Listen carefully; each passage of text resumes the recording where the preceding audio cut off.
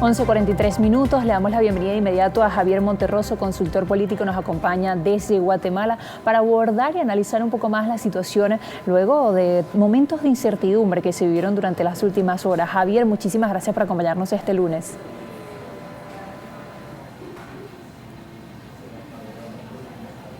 Javier, ¿qué tal? ¿Nos escucha? Buenos días.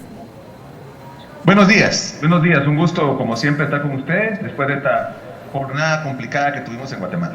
Así es, quisiera que nos comentara un poco, usted que está en Guatemala, esos momentos de tensión. ¿Por qué hubo tantos obstáculos para lo que fue la investidura de Bernardo Arévalo? Bueno, como bien lo señalaron ustedes, desde que ganó la elección, desde la primera vuelta de la elección, Bernardo Arévalo tuvo que sortear una serie de problemas legales que le fueron siendo puestos en el camino por parte del Ministerio Público de Guatemala principalmente, pero también de otros actores del establishment guatemalteco que se resistían al cambio.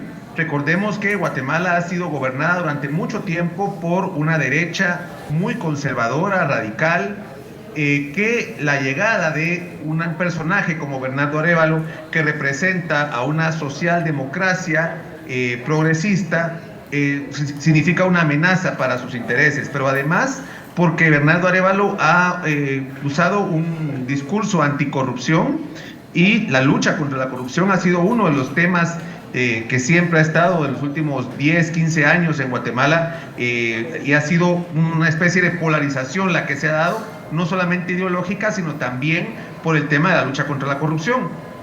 Como bien lo señalaba el presidente colombiano Gustavo Petro, que estuvo aquí en Guatemala el día de ayer en la toma de posesión, decía que al igual que en Colombia, al igual que en Perú, los ministerios públicos se han convertido en una fuerza política que en determinadas ocasiones se sitúan en contra de gobiernos de tipo progresista como este que pretende encabezar Bernardo Arévalo. Entonces la jornada de ayer estuvo marcada por esta lucha todavía de poderes de quienes, a pesar de que perdieron las elecciones, se querían mantener en el poder.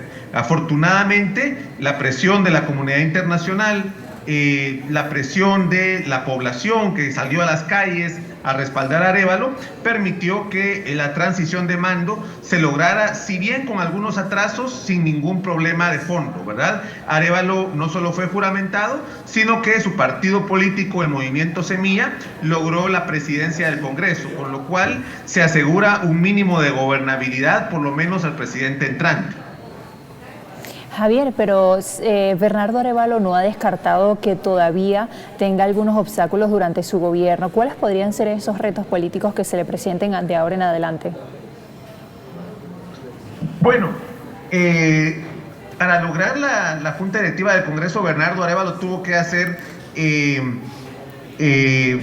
acuerdos con diferentes fuerzas políticas, algunas de ellas tradicionales, por ejemplo, el Partido Unidad Nacional de la Esperanza, que se fraccionó, algunos partidos de derecha moderada, por ejemplo, el Partido Cabal, que también lo apoyó. Entonces, esta va a ser la tónica de este gobierno, creo yo, un gobierno débil, porque no tiene una mayoría significativa en el Congreso, que tiene que pactar con diversos sectores, entre ellos con el sector privado, con algunos partidos políticos tradicionales, para poder llevar a cabo una agenda. Si ya de por sí la toma de posesión fue tan complicada, fue tan accidentada, ¿verdad?, que algunos de las delegaciones internacionales que vinieron a Guatemala, por ejemplo el presidente Boric de Chile, que había invitado además a otros mandatarios a unirse, tuvo que salir antes de la toma de posesión, porque ya de por sí la toma de posesión fue accidentada. Imaginémonos el gobierno, va a ser un gobierno débil que va a tener que pactar con muchos sectores. Y además de eso, es Bernardo Arévalo una figura que sorprendió durante las primeras vueltas, durante la primera vuelta, durante la segunda vuelta, cuando por supuesto ya es finalizado o es presidente electo. Y además hemos visto cómo nos ha sorprendido Bernardo Arévalo. Y se habla de que también llegó al punto en el que está hoy gracias a la juventud y también a los pueblos indígenas. Bueno, de hecho la principal oferta de Bernardo Arévalo en la campaña electoral fue la lucha contra la corrupción. Y esto fue, digamos, el principal aliciente para la gente que votó por él, y también es una de las principales agendas que promueve tanto la cooperación internacional como especialmente la cooperación de Estados Unidos. Yo diría que sin el apoyo de Estados Unidos, Bernardo Arévalo no hubiera tomado posesión, porque las presiones que se hicieron para evitar que él lograra llegar a la presidencia fueron muy grandes. Recordemos que el Congreso de la República en el mes de noviembre le quitó el antejuicio a todo el Tribunal Supremo Electoral prácticamente, hecho que fue condenado por Estados Unidos, y que producto de eso le quitaron la visa a la mayor parte del Congreso y a 300 personas en Guatemala. Entonces la lucha por que Bernardo Arévalo llegara a la presidencia fue una lucha bastante complicada, apoyada por una parte de la población, por ejemplo los pueblos indígenas, que ayer se vieron también reflejados en la toma de posesión. Los pueblos indígenas salieron a pedir que se respetaran las elecciones, el resultado de las elecciones, sin que ellos sean miembros del movimiento Semilla. Lo que sucede en Guatemala es que ya había un hartazgo de mucha gente, hasta aquí, de mucha gente con el sistema político tradicional acusado de corrupción. Entonces, la idea de un gobierno nuevo como el de Bernardo, que no tiene alianzas con los sectores políticos tradicionales, pues fue una esperanza para mucha gente, sobre todo gente joven, de la generación Z, de la generación millennial también, que se volcaron a votar por Bernardo Arévalo, una persona que no es representante de la política tradicional, de un partido relativamente nuevo como es el Movimiento Semilla.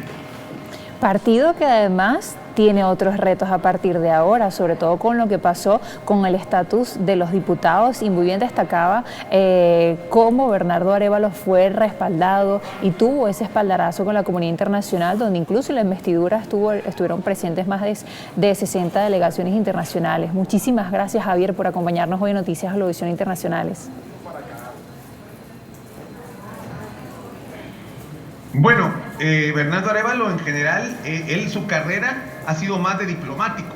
Él fue embajador de Guatemala en Israel, fue también miembro de la Embajada de Guatemala en España. Él ha sido un funcionario de Naciones Unidas, de agencias internacionales de cooperación. Entonces esperamos un gobierno que sea muy dado a nivel internacional, con mucho apoyo a nivel internacional. Yo diría que por las mismas características de Bernardo Arévalo, su ideología, puede ser un gobierno más cercano a los gobiernos progresistas moderados, y también un gobierno cercano a Estados Unidos.